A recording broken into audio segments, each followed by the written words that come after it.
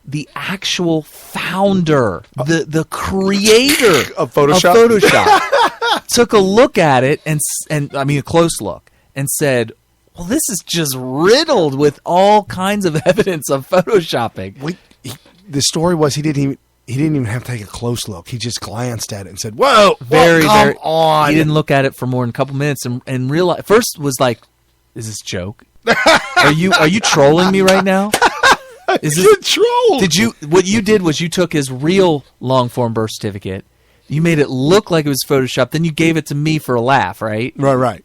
And they're like, no, this is it. Okay, so you were telling me that it's because of technology. What do you mean? I mean, technology enabled ruined it because the birth certificate was printed with ink and paper, right? And they digitally put it into Photoshop and then digitally enhanced it. Well, they actually changed a lot of the information on there. Right. But the actual digital enhancement, because the dots wouldn't line up and the ink won't line up.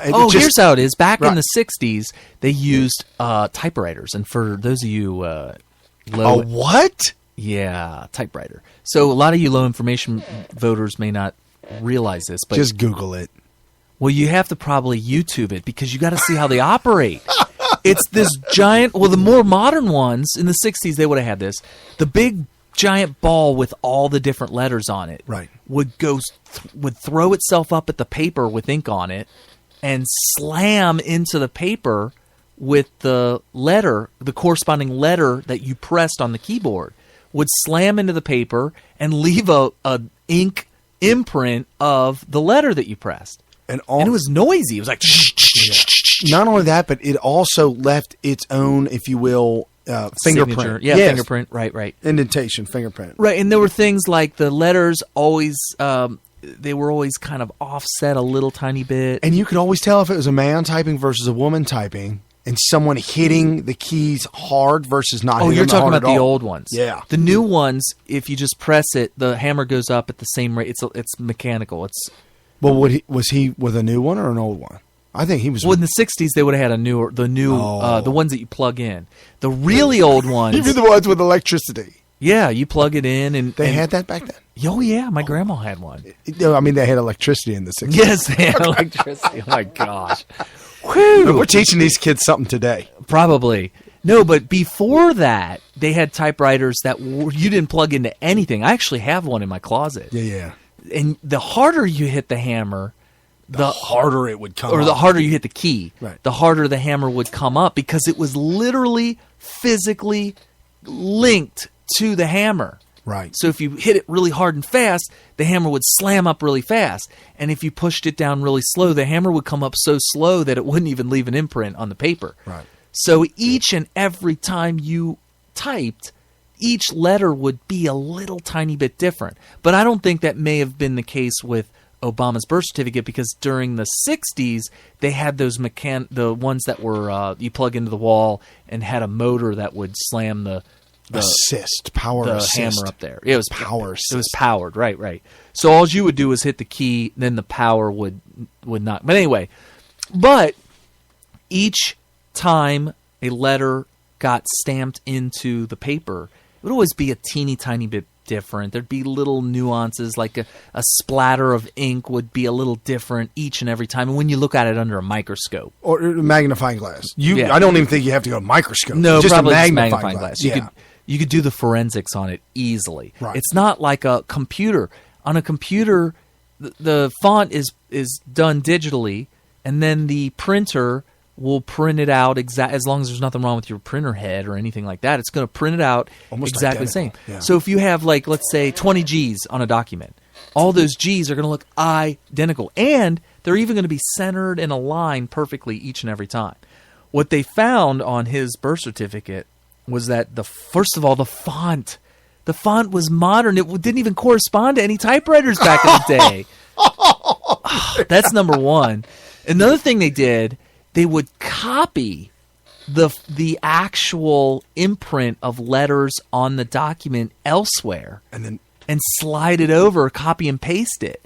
Well, you could see the little imperfections on one were identical elsewhere in the document. No. And they were perfectly covered in a line. They were perfectly spaced. Like there was no imperfections in the spacing, which on a real typewriter you'd have all kinds of little imperfections in the spacing and all that kind of stuff. Wow. Yes, so this was clearly done with a computer, altered, and then you could see the pixelation.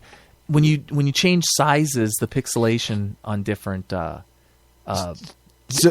they didn't have Arial Black back then, or Arial Rounded MT Bold?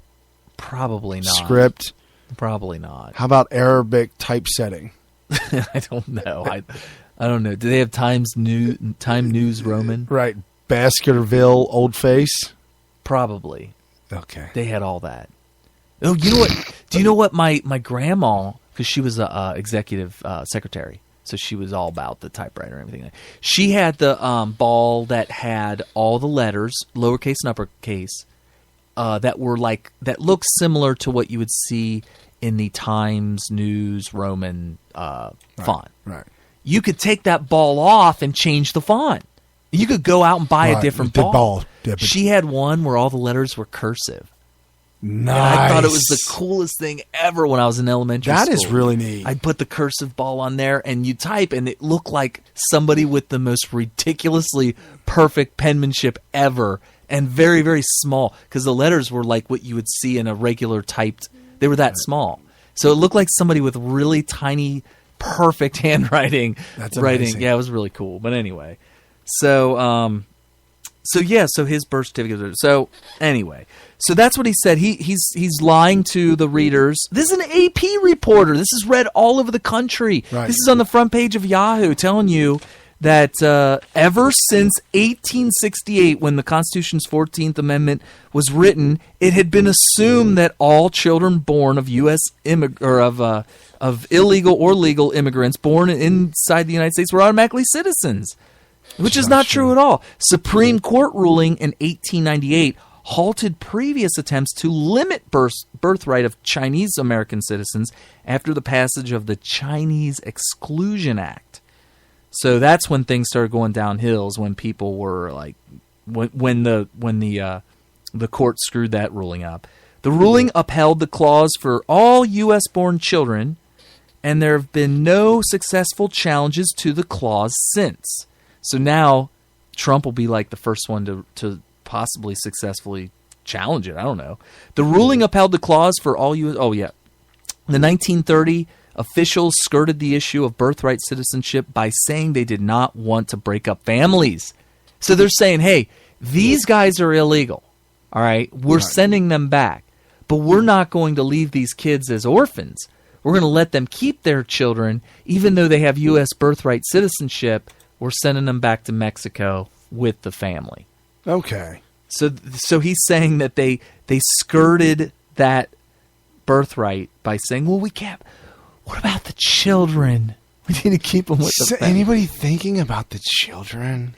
Quote, but they did break up families, and many children never saw their parents again, said Balderrama in a book about Mexican repatriation of 1930s with the late historian Raymond Rodriguez, who testified before a California state committee about seeing his father for the last time at age 10.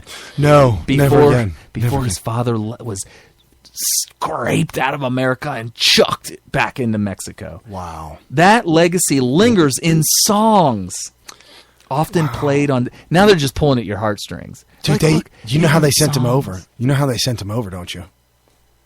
Don't know. By trebuchet. What's a trebuchet? I don't know. What is that? It's a counterbalance weighted catapult. Oh, God.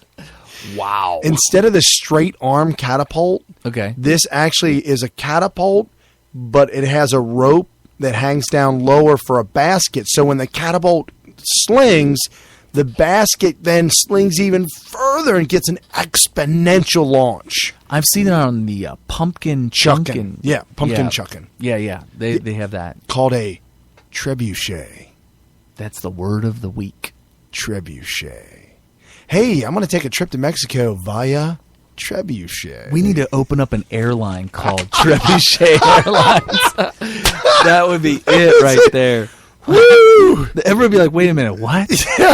You're going to Mexico on what?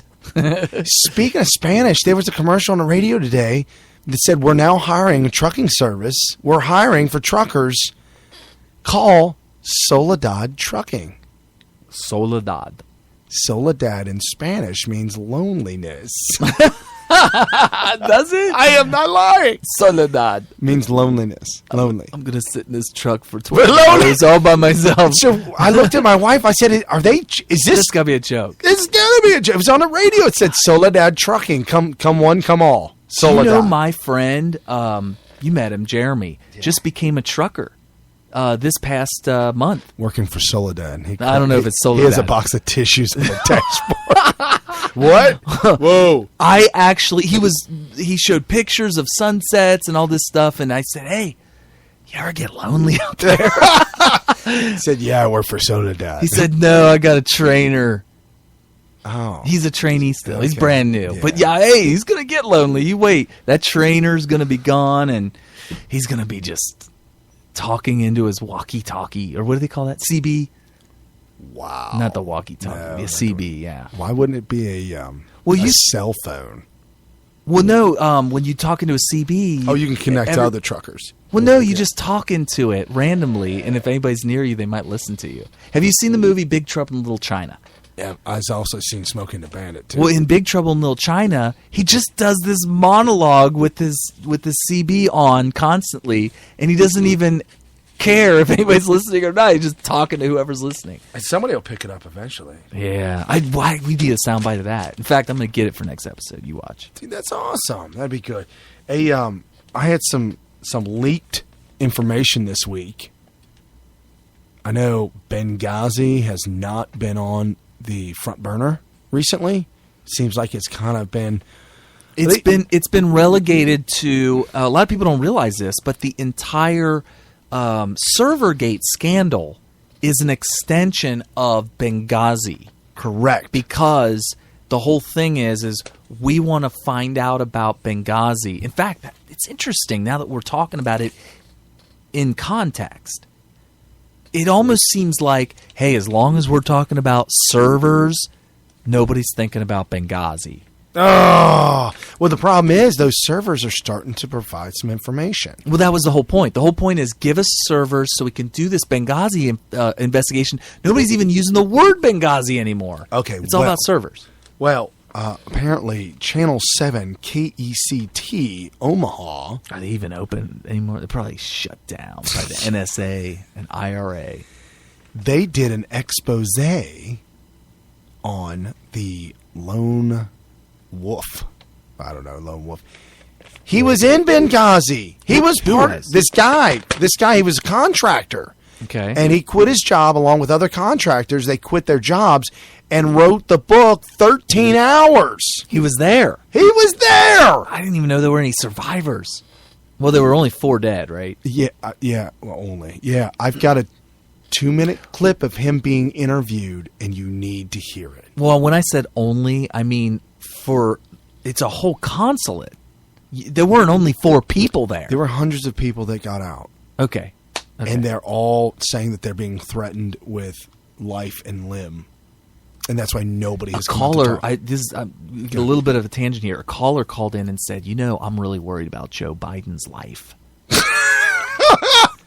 and the host, I can't remember what show it was like, well, what do you mean? If he's going to mount a serious challenge to Hillary, yeah. I mean, he might actually really be in danger. Might wind up dead. Yeah, it may have been actually Rush Limbaugh show. When you battle with the Clintons, you wind up dead. You lose and sometimes wind up dead. You might end up in a consulate somewhere. Right. Oh, we're being attacked.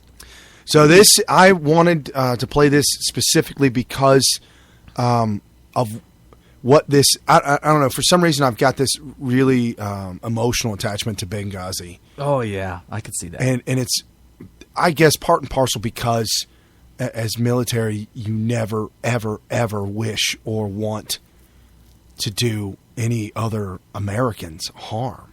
I mean, that's what you're there for, to protect other Americans. Well, harm came through negligence. And could you imagine being in a battle, let's say? Well, you're saying negligence? Yeah. This guy's saying otherwise. Oh, wow. Well, it's okay. Let's just give the benefit of the doubt until I hear this. But imagine we're trained in the military and you're within reach somehow, whether it be through some sort of a defense mechanism or physically able to get to and defend somebody that's under attack, and you're there, you're within arm's reach, and you don't do anything to save them, and you sit there and listen to them die, or hear or get in reports that they ended up dying, and really you actually made the conscious effort to not do something when you could have. It's just unbelievable. Okay, in Libya there's a militia group known as the February 17th Martyrs Brigade. I don't know what that's all about. Anyways, they were reportedly hired by Secretary of State Clinton, to provide security service at the Benghazi compound. But the entire day at that compound, they were MIA. Well, this 17th Martyrs Brigade is part and parcel linked to Al-Qaeda. Okay. And they are also part of ISIS, Al-Qaeda, and the extremists that received all kinds of weapons from the Obama administration. They're Islamic extremists. So they've received weapons from the Obama administration. Right. They are Al-Qaeda. Al-Qaeda, okay. Which is now ISIS. And they were hired by Clinton to protect the consulate. Okay, but you're saying they were not there. Okay, that day. So they knew it was coming. Yes! But who knew that they were not there?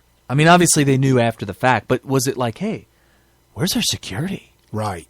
Okay. I mean, did somebody notice that? Oh, yeah. Okay. Yeah, so let me play this guy's clip and then we can talk from there, okay? Okay.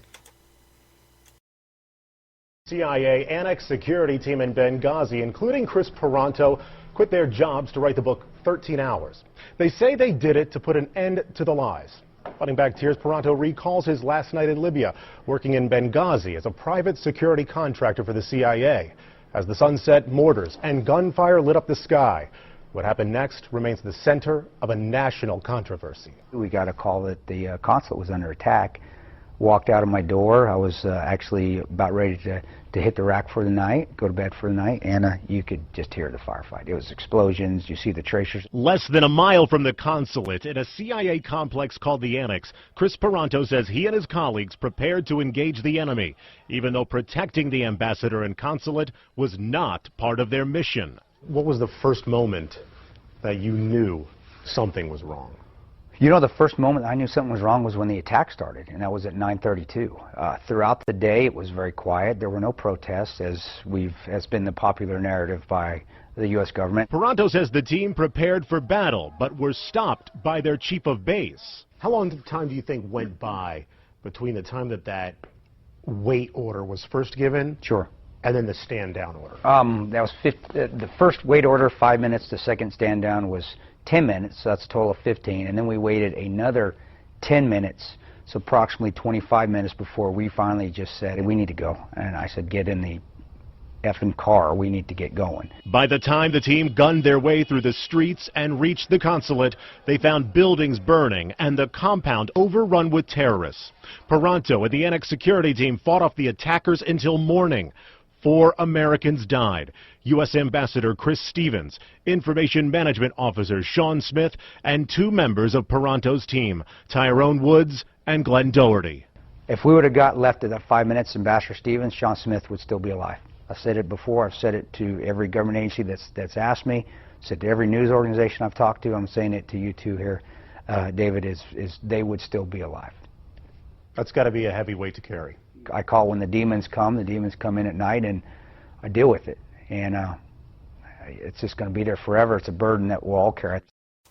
So he ended up going against his orders and just saying, man, we got to go, get in the effing car, we got to go now. So they battle their way with guns to get down the street. They blaze their way to the consulate. Right, to get down there. And once they get there, it's overrun, and he stayed there and fought all night. All night. And so, but it was, wow, so the stand-down order came 5 minutes after he knew what was going on. Well, they said wait. They said wait. And then 10 minutes after that, they gave him a second stand-down order, and then a third one 10 minutes after that. So we're talking about just minutes, but, I mean, every minute's critical in a situation like that. But, so the question is, why was the stand-down order given, and who would have been the ultimate authority of that? And that's where the servers come into play. So his boss told because the emails back and forth to Hillary telling them what to do and what not to do.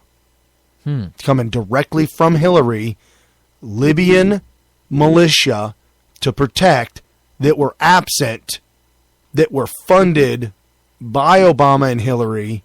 Oh, Al Qaeda, so conspiratorial. ISIS. No, it's not conspiracy. They're facts. These are all it's facts, but it's so obvious that there's a conspiracy. Even though, what's the conspiracy? That they conspired to kill. Who's they? Hillary and Obama. That's what I mean. Conspired together to kill Christopher Stevens because he knew too much about the gun running that they were running to the. Well, that's one thing. The Muslims. Everybody keeps talking about gun running. I've never been presented any facts that show that. It's just, hey, that's what they were doing.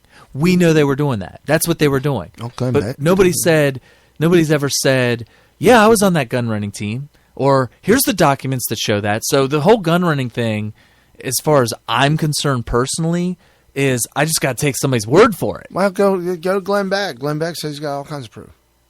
Well, yeah, I'll go to Blaze. Blaze.com. All right. Gun running from Glenn Beck. To the search at the top, hashtag gun run. Hashtag gun run. Beck, gun run, Benghazi. Yeah, you'll get it. Enter. Did you mean gun running? Because we got all the searches for that. Oh. So that guy, we need to find out.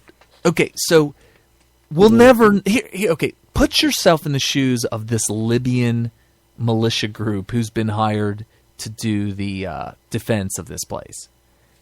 I don't guarantee a conspiracy there, because imagine if put yourself in their shoes. You know all the people that live in the area. Some bigwig terrorist comes up to you and says, "Hey, y'all better not be at the consulate tonight." Well, they were part of the terrorist organization. They were just an extension. It's like the Bloods. It's like all right, but that does not necessarily mean. Let's say they were part of it. They would still be told, "Hey, back off. Don't be up at the consulate tonight." Right. But that has nothing to do with Hillary. Hillary could be completely oblivious to that. Did she tell ISIS to do it that night? Did she cooperate with? Why would she the terrorists? If the terrorists decide this is what we're going to do, it's on 9/11. Didn't it happen on 9/11? Right. I mean, that wouldn't be something Hillary. No, hey guys, do it on 9/11. Do it on 9/11. Yeah, because she's not smart enough to know that if she ordered it on 9/11, it would actually take it off of her, because everybody would be like, "Oh, we know what the motive is. They're just celebrating 9/11." She's not that smart. She's not smart enough to do that. So it's hard for me to think that she would order him to be dead or killed. Well, okay, but maybe. And if they were terrorists that were hired, then it makes sense why they wouldn't be there, because they heard from their buddies, "Hey, we're coming tonight. Why don't you guys? Here's $100. Why don't you guys disappear? Go out for the night. Find something. Yeah, go find something else to do. Have some women lure them away." So terrorists carried out at least 3 separate attacks that night on the Benghazi compound. The extremists may be the same ones who were allegedly armed by the Obama administration during the U.S. and NATO-backed uprising against Muammar Gaddafi, who was overthrown and executed October 2011. Libya has been in a state of complete chaos since, with jihadist groups such as ISIS, ISIL, filling the void, the security vacuum left by the dissolution of the government, which is completely 100% Hillary's fault. Hillary uprooted Muammar Gaddafi, completely uprooted that entire government, funded the bad, evil militia guys to overthrow Libya, and now Libya is in a state of complete and utter chaos. I'm not even saying it's not even a revolution. It's not even a civil almost like war. anarchy. It is complete anarchy. Absolutely. So, it's not like Gaddafi was an ally or a friend or anything other than evil. Bush scared him enough to give up some weapons. That's true. But that doesn't mean he's a friend. No, he's probably more friendly than before that. Right. Basically, when we removed Saddam, and then they found him in the spider hole. Right. Finally, Gaddafi was like, "Okay, you guys can have all your inspectors come in. Right. We don't have nothing. We're done. I was all about terrorism. We're done with it. Don't go in there. I'll let you have that. I'll give it to you. Yep, we've had bad things over here too. There's bad stuff here. Maybe that's how he ended up getting removed. Just take it. Oh, maybe it's possible. He showed weakness. That was a very weak moment for him. When he came out and did that, we were all like, "Huh? Really? What a..." He's getting old in his old age. He's turning into a... Right. Anyway. So, Hillary Clinton this week, because we're getting late on time. Hillary Clinton this week too much to talk about. Said that Republicans are going to put illegals on boxcars. Dealing with 11 million undocumented immigrants in the U.S. Well, I'm glad you asked me that because I know that there are some on the other side who are seriously advocating to deport 11, 12 million people who are working here. I find it the height of irony that a party which espouses small government would want to unleash a massive law enforcement effort, including perhaps National Guard and others, to go and literally pull people out of their homes and their workplaces, round them up, put them, I don't know, in buses, boxcars, in order to take them across our border. I just find that not only absurd, but boxcars. Boxcar. She said boxcar. She might as well have just said to the crematory. Yeah, right. Across the border? Oh, I mean crematory. Yeah. And the only reason why I threw that out there is just because we're getting late on time. We're running out. And there was one other one. I'm not going to play it for you, but there's another one where black transgendered gay lives matter. There's a new group. Black transgendered gay rights matter. Interrupted her speech the other day, blew up on her, started screaming at her. Of course. They have made these radicals so radical that they're blowing up on their leaders. The radicals are blowing up on their leaders. Their own allies. Look what happened to Bernie Sanders. The Black Lives Matter went off on his campaign trail. Right. Done. Totally lost it. But he's a complete communist. He would do anything that they asked him to do. Oh, he would. Yeah, absolutely. So, nobody's showing up to her speeches, Hillary's speeches. They showed a picture of her last stump speech, I guess you call it, outside venue, and somebody stood really far back to take it. So it was, it might have been somebody trying to make it look smaller than it really is. There's two articles that I could kind of throw. I don't know if it's a monkey wrench or if it supports what you're saying. One article was about Bernie Sanders, how he's creeping up on her. Oh, yeah. So she's got a massive lead on Bernie Sanders. Yeah, massive lead. At least that's what the Hillary propaganda machine's saying. And the other article was that Biden is really on the fence as to whether or not to run because he's worried that... Life and limb. Because it's going to be a big fight for him. And they said, imagine a world... any time in history, in our recent memory or even distant memory, where an 8-year vice president jumping into the arena for president after 8 years would be such a massive underdog. But that's exactly what he would be. Right, and he's not going to announce until October?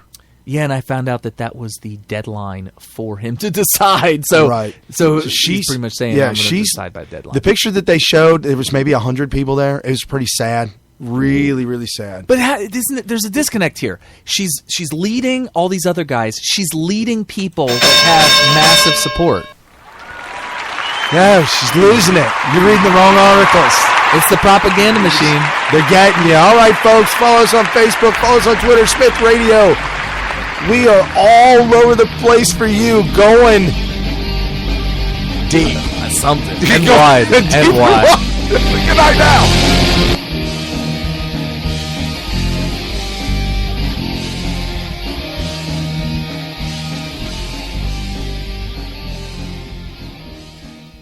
With unfathomable power. What kind of power? Unfathomable. It's without fathom.